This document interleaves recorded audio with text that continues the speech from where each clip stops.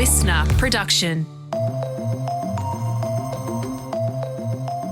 Hello, Sasha Barbagat with you. Happy Friday and welcome to The Briefing. Now, today will be the last headlines from Chris Spiru and I for 2024, but don't worry, the Listener Newsroom will keep bringing you headlines over the summer break. They will be in your feed every day at the usual time of 6 a.m, along with a briefing best of episode. We'll be bringing you some of our most clicked on and engaged with stories of 2024. And today, just so you're aware, your feed will look a little different. These headlines are sitting separately to today's deep dive, which is our wrap of what has been a huge year. That is in your feed right now. But first, stick around for the headlines. It is Friday, December 20.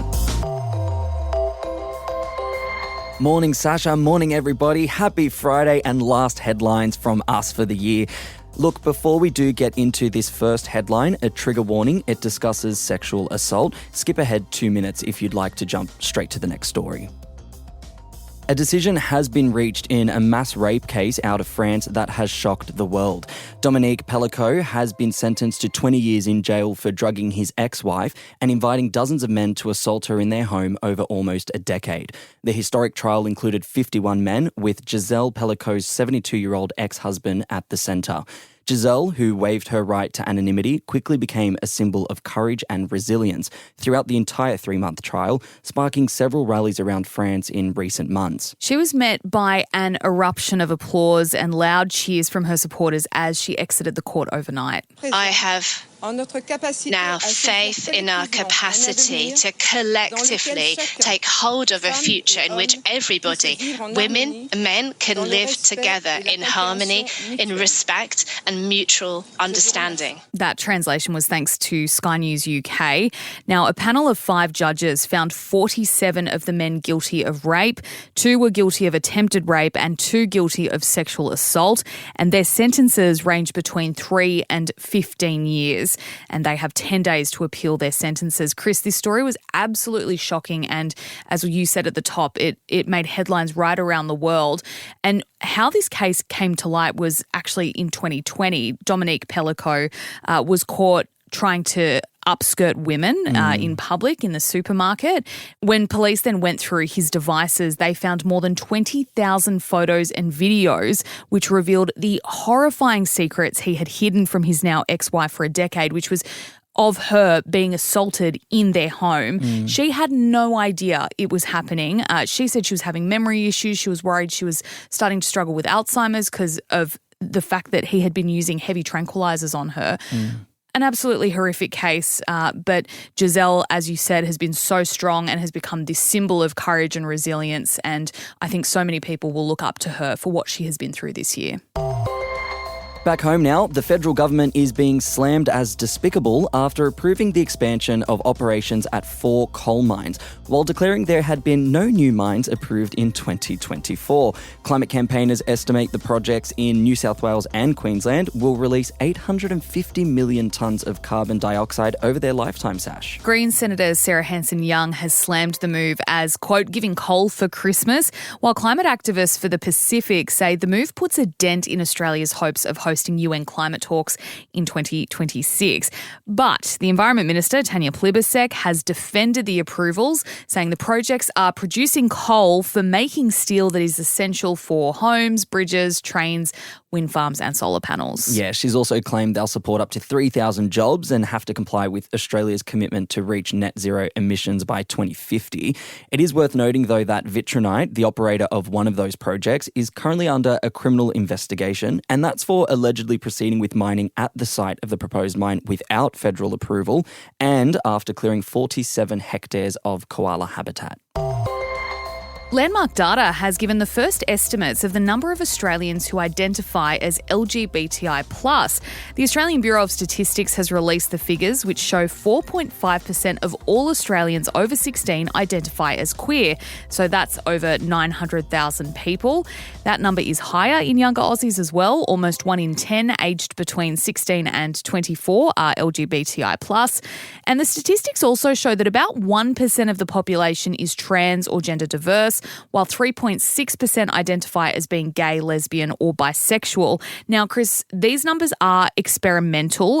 They're the first of their kind in Australia, and the ABS used data from nearly 45,000 people who had responded to one of 4 recent surveys on health that they had done. So while they weren't going out to people directly saying, are you gay, are you this, are you that, they have collated the data from those 4 health surveys, and that's how they've come to this number. Now, the reason they think that these numbers are reliable is because they're very similar to New Zealand's, which has started asking people how they identify from a gender perspective and what their sexuality is in their census, and I think it's at 3.6% in New Zealand as well, which is bang on what we got here. Now, of course, there has been something that's been going on this year, which was this fight over whether to include those questions in Australia's next census. That's happening in 2026, and the government did come to the decision that they will ask people in 2026, when we have to sit down and do the census, what do you identify your gender as and what sexuality are you? So we will actually have these numbers set in stone from the next census. And in some excellent news to round off our year of headlines, Raygun The Musical by Aussie comedian Stephanie Broadbridge will, despite early legal threats, Sasha, be going ahead. The comedian took to Instagram yesterday to announce the show, now called Breaking the Musical, a completely legal parody musical, will be hitting Adelaide, Melbourne and Sydney next year. She also teased new storylines featuring other Australian icons, including Paul Keating, Shane Warne and Chappelle Corby, my personal favourite. For her part, the Olympic B-girl also took to Instagram saying all legal issues had been resolved, especially those around intellectual property, and she went on to wish Steph and the show all the very best. We've managed to come to an agreement. She still gets to go ahead with the musical. She's got a new name, new poster, and she still gets to take that show on the road. So, it's I'm really happy for her, and I wish her all the best with the show and with the tour. Yeah, and it seems that the pair have, reached this agreement. In the video, Raygun says that they've put the issue to bed. Steph Broadbridge, in her statement, kind of said that she was sorry for all the hate that she's received because of all this media attention. We know that 2 weeks ago, this show was meant to go on trial in Sydney, and it got shut down because of these legal demands by Raygun. She was alleging that people in her personal life and professional life were a little confused that she was involved in the musical, and that was harming her reputation. Sasha is remaining awfully quiet, which is uncharacteristic.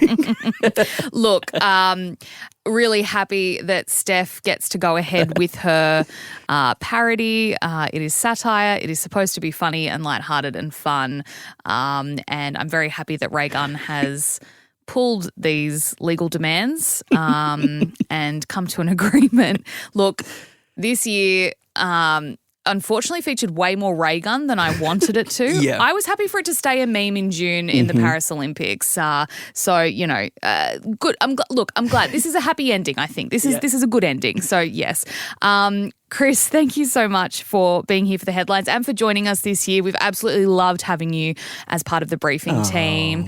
And also, look, before we go, we have to thank our listeners, our briefers who get up with us every morning and join us for the headlines and interact with us and send us messages. And even just by listening, you are supporting us and we are hugely appreciative. 2025 is going to be another massive year in news. We are not going anywhere.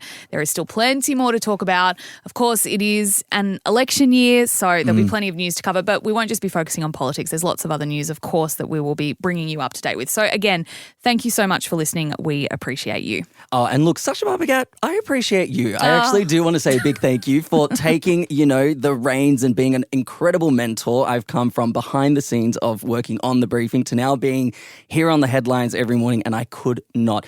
Ladies and gentlemen, I could not have done it without Miss Sasha Barbagat, so I am endlessly thankful to her and the rest of the team. You guys have been incredible this year. Hey, look, our deep dive today is in your feed right now. Give it a little refresh. That'll be there. That's our yearly wrap. That's you, Sasha, with Vincian talking all that was 2024.